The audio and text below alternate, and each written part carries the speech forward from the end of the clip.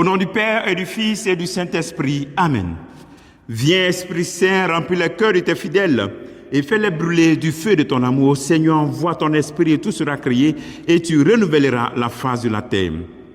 Bien-aimés dans le Christ, nous sommes aujourd'hui mardi 14 avril 2026 et l'évangile de ce jour est de Jean chapitre 3 versets 7 à 15. En ce temps-là, Jésus disait à Nicodème, « Il vous faut naître d'en haut. Le vent souffle où il veut. Tu entends sa voix, mais tu ne sais pas ni d'où il vient, ni où il va. Il en est ainsi pour qui est né du souffle de l'Esprit. » Nicodème reprit, « Comment cela peut-il se faire ?» Jésus lui répondit, « Tu es un maître qui enseigne Israël, et tu ne connais pas ces choses-là. Amen, amen, je te le dis. Nous parlons de ce que nous savons. Nous témoignons de ce que nous avons vu et vous ne recevez pas notre témoignage. Si vous ne croyez pas, lorsque je vous parle des choses de la terre, comment croiriez-vous quand je vous parlerai des choses du ciel? Car nul n'est monté au ciel, sinon celui qui est descendu du ciel, le Fils de l'homme. De même que le serpent de bronze fut élevé par Moïse dans le désert, ainsi faut-il que le Fils de l'homme soit élevé, afin qu'en lui, tout homme qui croit ait la vie éternelle.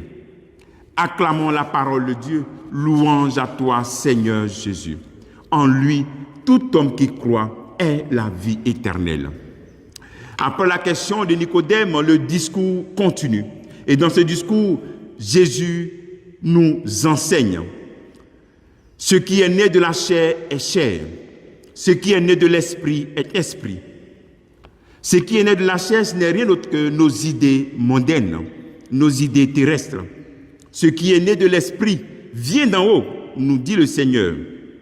Alors, aujourd'hui, pose-toi la question, quelle est ta relation avec l'Esprit Saint? Est-ce que tu demandes à l'Esprit Saint de te guider? Et en même temps, faisons attention à certains qui se disent qu'ils ont de la vision et que l'Esprit Saint leur parle. Il faut discerner. L'Esprit Saint est comme ce vent qui souffle. Et toi aussi, l'Esprit Saint peut venir dans ta vie. Donc, sois disposé, invoque-le. L'Esprit Saint comme un vent. Cette image est très belle. Pour te faire comprendre comment est-ce que tu dois vivre ta communion avec l'Esprit Saint, ton identité de baptisé. L'Esprit Saint comme un vent.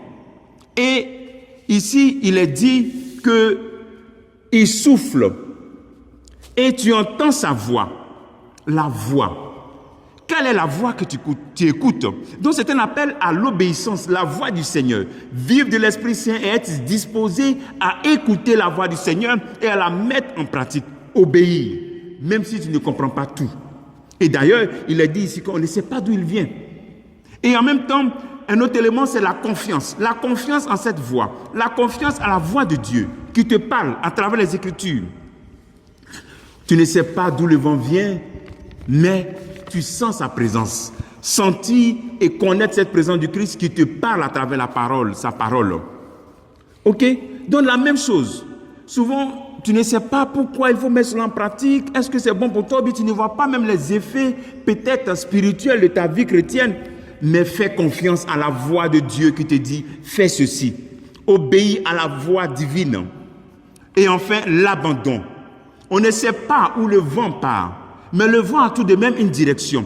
S'abandonner à la direction de Dieu.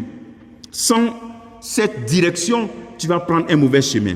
Et aussi, te donner toi aussi une direction en suivant la direction de la parole de Dieu qui guide tes pas. Voilà. Est-ce que tu as une direction, tu donnes une direction à ta vie? Est-ce que tu te laisses conduire par l'Esprit Saint qui te parle à travers les Écritures? Alors donc, il faut persévérer en produisant les fruits de l'Esprit Saint que nous avons dans Galates chapitre 5, verset 22. Amour, paix, joie, patience, bonté, bienveillance, fidélité, douceur, maîtrise de soi. Faisons attention. Parce que comme Nicodème qui est bien formé, ce n'est pas une question de diplôme lorsqu'on vit sous l'emprise de l'Esprit Saint. Ce n'est pas une question de familiarité, ni une question de « je suis engagé dans l'Église », ni une question de « je fais l'œuvre de Dieu ». Tu peux faire l'œuvre de Dieu, mais être loin de Dieu. Tu peux travailler pour Dieu, mais être loin de lui. Il s'agit d'une intimité. C'est une question de décision dans notre vie.